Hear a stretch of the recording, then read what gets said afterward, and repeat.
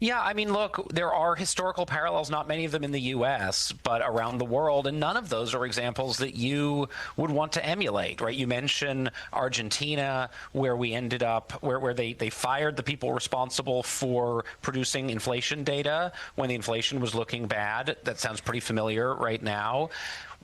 That didn't stop inflation, right? If anything, it allowed inflation to spiral further out of control without the evidence to, set policy. And it really undermined the country's credibility internationally, drove up its borrowing costs, added to a debt crisis. The Greek example, I think, is really striking because they didn't just fire the head of their statistical agency.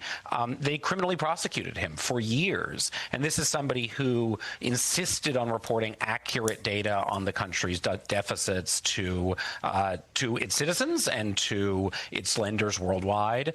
And they prosecuted him. And I spoke to him over the weekend.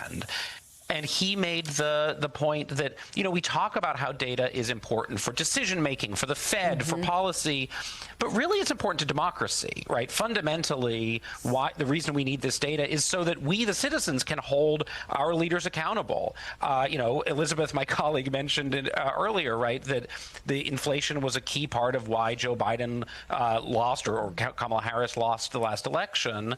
And if we don't have accurate data, then we don't have the ability to hold our leaders responsible for Congress, for the courts, but for the citizens.